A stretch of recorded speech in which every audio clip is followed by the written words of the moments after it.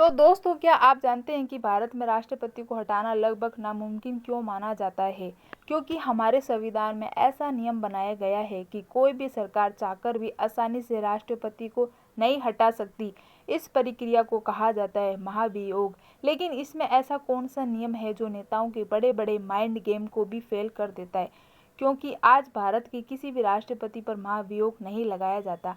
आज हम इस पूरे सिस्टम को आसान भाषा में समझेंगे।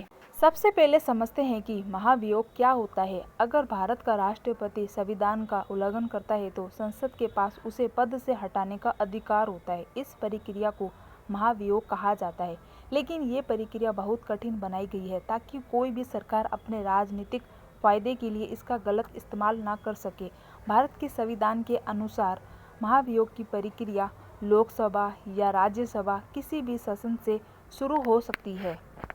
महाभियोग शुरू करने के लिए सबसे पहले सांसदों को प्रस्ताव लाना पड़ता है, लेकिन ये कोई साधारण प्रस्ताव नहीं होता है। इसे शुरू करने के लिए कम से कम 1/4 सांसदों का समर्थन जरूरी होता है। यानी अगर संसद में 100 सदस्य हैं तो कम से कम 25 सदस्यों को इस प्रस्ताव के पक्ष में होना होगा ही। जब ये प्रस्ताव संसद में रखा जाता है तो इस पर चर्चा होती है और फिर मतदान कराया जाता है। अगर इस प्रस्ताव को 2/3 बहुमत मिल जाता है तो इसे पूरे संसद में भेज दिया जाता है।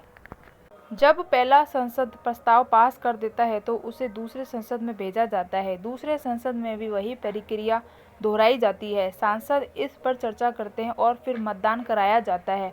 अगर यहाँ भी 2/3 बहुमत से प्रस्ताव पास हो जाता है तो राष्ट्रपति को पद से हटाया जाता है। लेकिन यहाँ एक बहुत महत्वपूर्ण नियम है। संविधान निर्माताओं ने एक बहुत महत्वपूर्ण बात तय की है। 2/3 बहुमत का मतलब सिर्फ उपस्थित सांसदों का 2/3 नहीं होगा, बल्कि संसद के कुल सदस्यों का 2/3 बहुमत होना चाहिए। यहीं पर डॉक्टर भीमराव अंबेडकर की दूरदर्शिता दिखाई देती है। उन्होंने ये नियम इसलिए बनाया ताकि कोई सरकार चालाकी करके सांसदों को अनुपस्थित करार फैसला ना करा सके। अगर ये नियम ना होता तो कुछ सांसदों को विदेश भेजकर या छुट्टी देकर भी वोटिंग का परिणाम बदला जा सकता था। लेकिन संविधान ने इस पूरे रास्ते को पूरी तरह बंद कर दिया।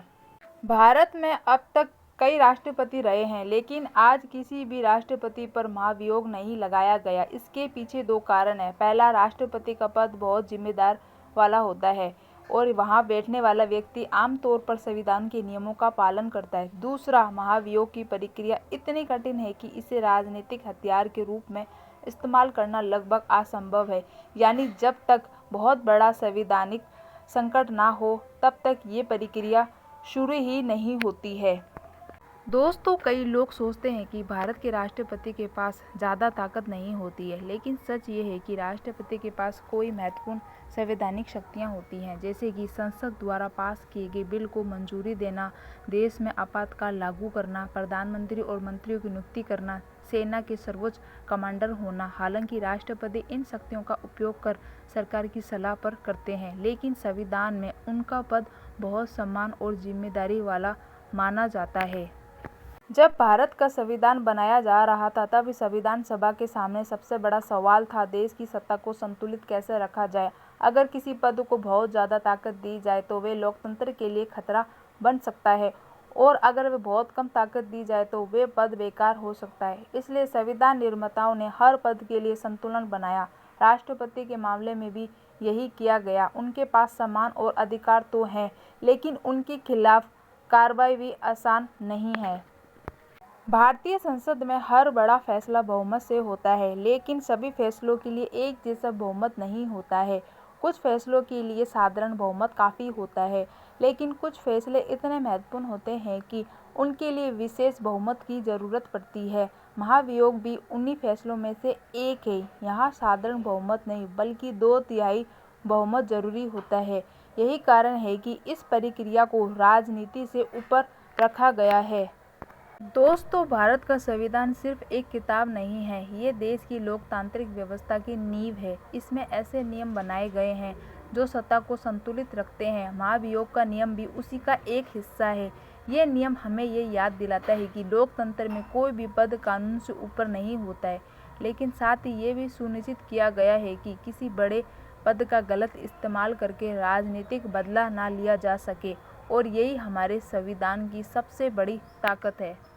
दोस्तों, आज की इस पूरी वीडियो में हमने समझाया कि भारत के संविधान में राष्ट्रपति पर महाभियोग लगने की प्रक्रिया इतनी कठिन क्यों बनाई गई है।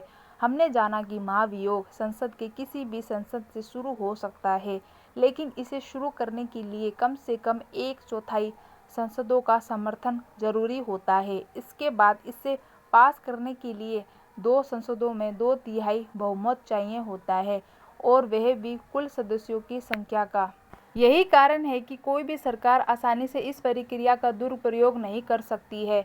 डॉक्टर भीमराव अंबेडकर और संविधान निर्माताओं ने यह नियम इसलिए बनाया ताकि लोकतंत्र मजबूत रहे और सत्ता का संतुलन बना रहे।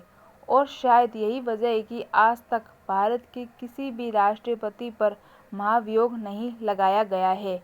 अगर आपको ऐसी ही जानकारी आसान भाषा में पसंद आती है तो वीडियो को लाइक ज़रूर करें और चैनल को सब्सक्राइब करें और बेल आइकन दबाना ना भूलें, ताकि ऐसी ही जानकारी आपको नई अपडेट समय के साथ मिलती रहे। तो प्लीज़ चैनल को सब्सक्राइब कीजिए।